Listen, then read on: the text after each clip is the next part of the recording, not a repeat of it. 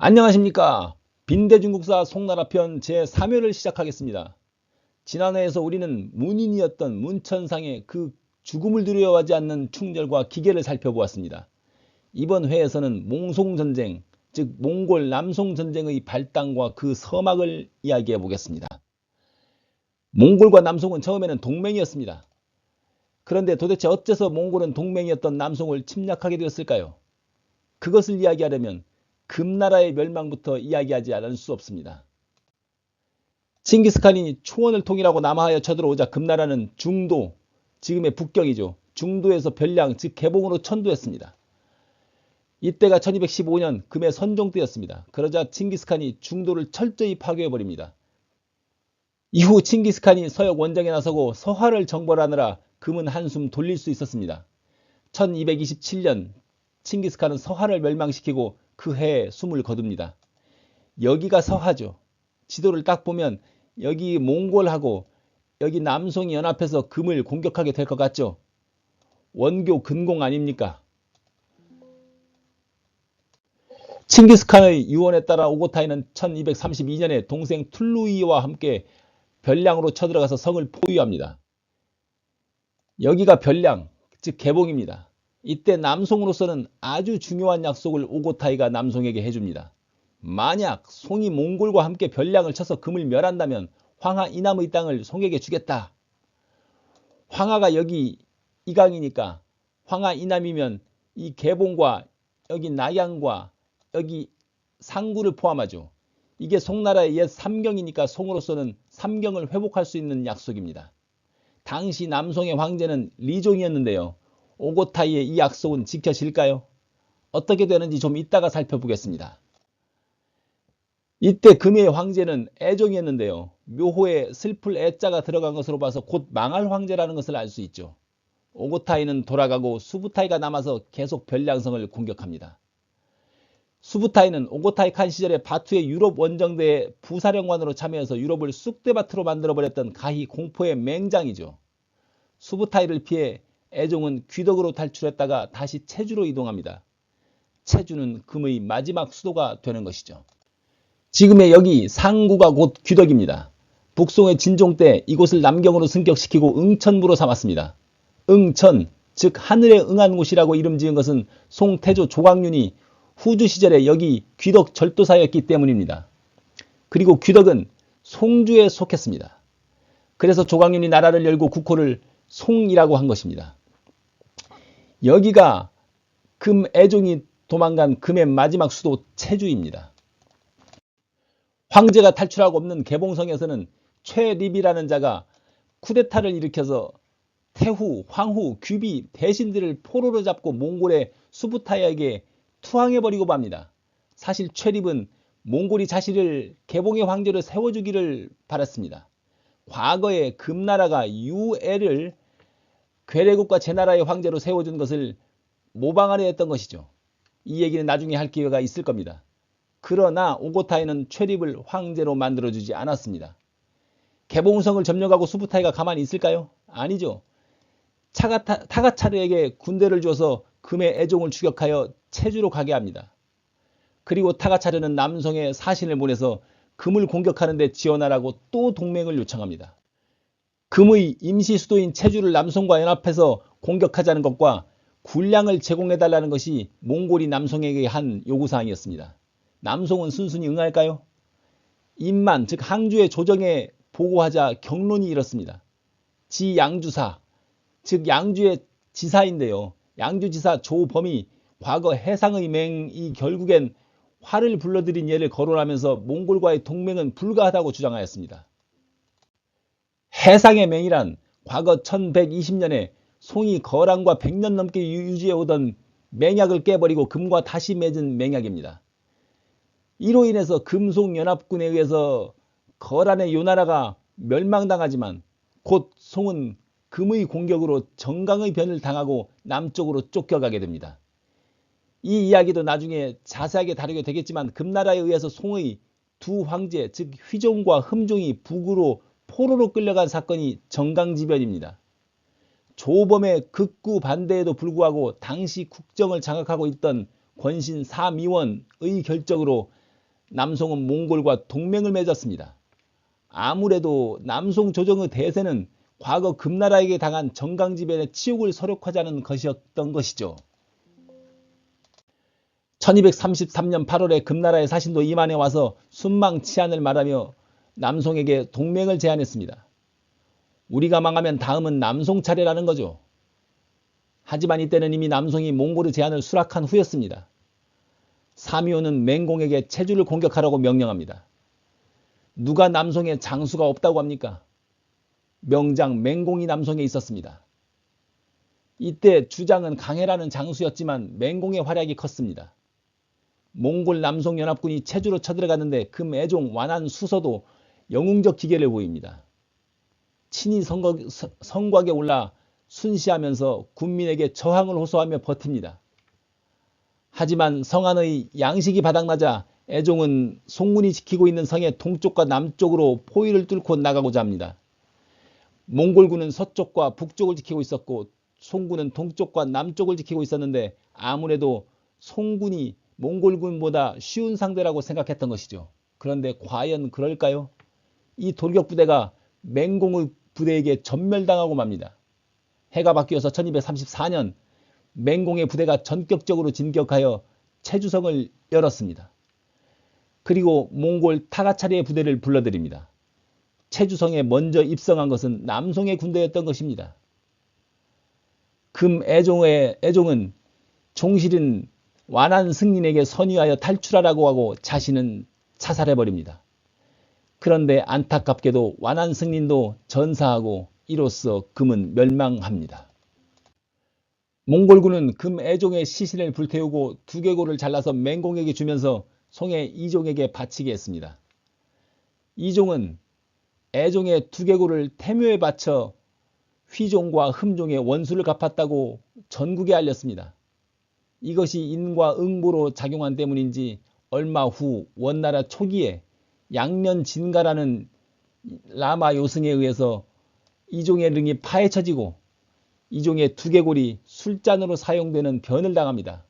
원나라가 망하고 나서 명나라가 들어섰을 때 주 원장이 이 술잔을 보고 탄식을 금치 못하고 정중히 제를 지내고 릉을 만들어 안장해 주었습니다. 어쨌든 금을 멸한 것은 몽골과 남송 모두에게 쾌감이었습니다. 몽골은 과거 여진에게 받은 모멸과 굴욕을 씻었기 때문이고 송은 정강지치, 정강의 치욕을 씻은 것이기 때문이죠. 여기서 한 가지 언급할 것은 맹공의 무예가 뛰어나고 그의 군대가 용맹한 것을 보고 타가차르는 맹공을 융숭히 대접하고 서로 의형제를 맺었습니다. 맹공은 남송에도 인물이 있음을 보여줌으로써 남송의 자존심을 세운 것이죠. 금이 멸망한 그해 1234년에 남송에서는 또 중요한 두 가지 일이 일어납니다. 송의 연호로 단평 원년이 되는 해입니다. 한 해 전에 권신 사미원이 죽었습니다. 사미원은 영종에서 이종에 걸쳐 무려 26년간이나 장기 집권을 했던 독재 재상이었습니다. 권신 사미원이 죽자 남송의 리종은 비로소 친정을 시작했습니다. 그러면서 연호를 단평으로 바꾸고 조정에서 사당 즉 사미원의 당파를 없애고 리학자들을 등용하고 대간을 두고 재정제도 등을 개혁하는 조치를 시행합니다. 이런 이종 때의 조치를 역사에서는 단평경화라고 부릅니다. 경화는 개혁이라는 뜻이죠. 조선 말 갑오 경장의 경장과 같은 뜻입니다. 이 해에 일어난 또 하나의 중요한 사건은 역사에서 단평임락이라고 부르는 사건입니다. 연몽멸금, 즉 몽골과 연합하여 금을 멸망시켜서 자신감이 생긴 남송이 몽골과 협의 없이 삼경과 팔릉을 수복했다가 2달 만에 다시 몽골에게 빼앗기고 만 사건입니다. 송해 삼경이 어디인지 한번 볼까요? 삼경은 여기 황하 이남의 별량, 낙양, 귀덕을 말합니다. 귀덕은 지금의 상부지역입니다. 이를 부명으로 말하면 각각 개봉부, 하남부, 응천부라고 합니다. 이들을 각각 수도로 삼아서 별량을 동경개봉부, 낙양을 서경하남부, 귀덕을 남경응천부라고 했습니다. 이렇게 과거의 중국에서는 여러 개의 경, 즉 도읍을 두었습니다. 송은 동경을 수도로 삼았고 나머지는 배도입니다. 참 그리고 다음에 인종 때에는 배도를 하나 더 두어서 사경이 됩니다. 북경 대명부인데요. 여기 한단 근처입니다. 팔릉은 개봉과 낙양 사이에 북송 황제들의 릉을 모신 곳이 있는데요. 휘종과 흠종은 금나라에 잡혀가서 여기에 릉이 없고 태조부터 철종까지 7명에다가 태조의 아버지 조홍은의 릉까지 8릉인 것입니다. 그러면 단평임락의 임락은 무슨 뜻일까요? 들어왔다 떨어졌다는 뜻일까요? 이 낙자는 떨어질 낙이 아니라 낙양의 낙자입니다. 즉 낙양까지 들어갔었다는 뜻입니다. 남송의 리종은 삼경팔릉을 수복해서 태조 다음으로 위대한 황제가 될 꿈에 부풀어 있었습니다. 그래서 조범 조규 형제가 군사를 보내서 삼경팔릉을 수복하자고 남송 리종의 마음에 맞는 말을 꺼냅니다. 사순지를 비롯해서 조야의 대다수 신하들이 반대했지만 주자학자인 재상 정청지가 중론을 배척하고 조범 형제의 의견을 적극적으로 지지했습니다. 정청지는 이종의 스승이었어요. 즉 이종이 정청지에게서 이학을 배운 것이죠. 그래서 묘호를 이종으로 한 것입니다. 그러니 이종이 주자학의 입장에서 삼경팔릉의 탈환을 위한 그 출병을 지지한 것은 당연한 일이었습니다. 또 오고타이가 황하 이남을 송에게 주겠다고 했던 1년 전의 약속도 염두에 두었을 겁니다. 하지만 오고타이의 이 약속은 이미 무의미한 것이었습니다. 오고타이는 실제로 송이 몽골과 함께 별량 즉 개봉을 쳐서 금을 멸한다면 황하 이남의 땅을 송에게 주겠다고 약속했었습니다. 하지만 송이 금과의 연합작전에 참여하기도 전에 별량성이 함락되어 버렸고 송은 나중에 금이 거의 망해가는 즈음에서야 몽골과 연합해서 체주를 함께 공격했던 것입니다. 어쨌든 처음에는 출병이 아주 순조로웠습니다. 무인지경을 진군하는 것이어서 어떤 전투도 치르지 않고 남경 응천부를 점령하고 개봉에 이르렀습니다. 개봉성은 반란을 했던 최립이 지키고 있었는데 그의 부하가 그를 죽이고 남송군에 투항해서 남송군은 무혈립성으로 개봉성을 수복했습니다. 그런데 말입니다. 송해 부대가 진군하면서 본 하남 일대는 몽골군에 의해서 철저히 파괴되어 버려서 백골이 들판에 널려있고 닭 울음소리 하나 들리지 않았습니다. 개봉 또한 예전에 화려한 도시가 아니었습니다. 주민 1천여 호와 병사 600여 명이 전부였다고 합니다. 이런 상황에서 송해 부대는 어떤 문제에 직면했을까요? 바로 군량 부족입니다. 군량을 제대로 챙겨오지 않은 것이죠. 그런데도 조규는 마음이 급해서 단 5일분의 식량만 준비해서 낙양을 바로 점령하러 가라고 다그쳤습니다.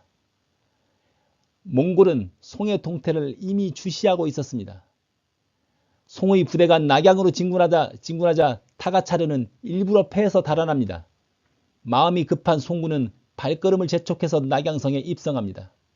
그런데 낙양성도 철저히 파괴되어 있는 것은 마찬가지였습니다.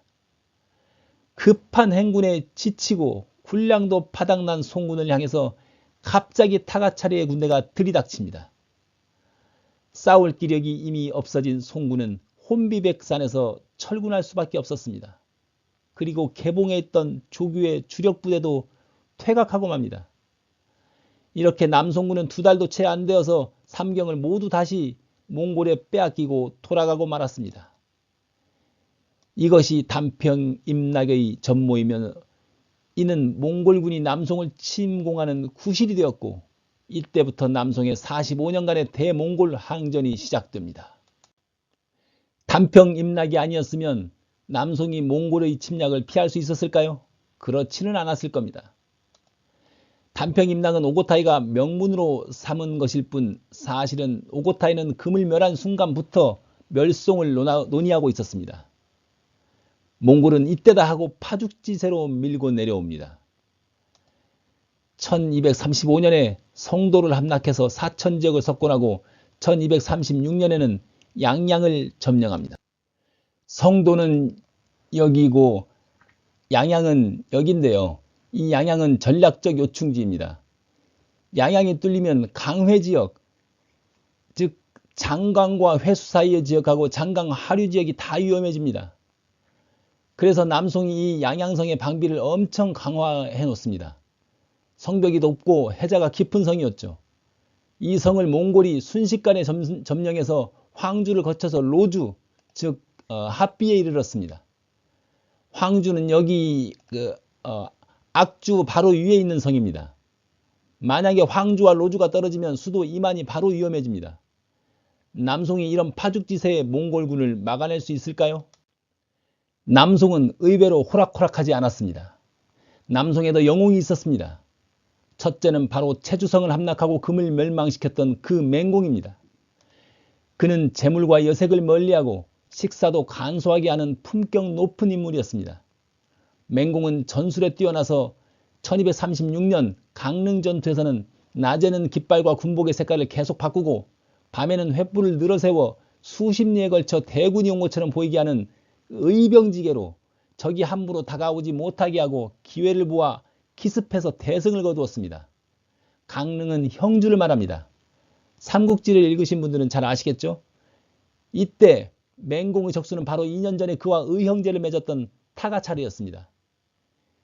1237년에는 맹공은 황주로 진격한 몽골군을 격파하고 성을 방어했습니다. 두 번째 영웅은 두고입니다. 1238년에 그는 로주, 즉 합비를 방어했는데 이 로주 전투는 역사상 성읍방어전의 모범이 됩니다. 이어서 1239년에는 강해와 맹공이 양양을 탈환하는 데 성공합니다. 이렇게 되자 몽골군은 더 이상 동쪽과 남쪽으로 나아가지 못하고 수세에 빠지게 됩니다. 그러던 차에 몽골 내부에 문제가 생겨서 몽골군이 갑자기 철군합니다. 그래서 남송은 한숨 돌리게 되죠. 몽골에는 무슨 문제가 있었을까요? 바로 오고타이 칸이 갑자기 죽은 것입니다. 오고타이가 죽고 몽골과 남송에서는 어떤 일이 발생했는지는 다음 회에서 이야기하겠습니다.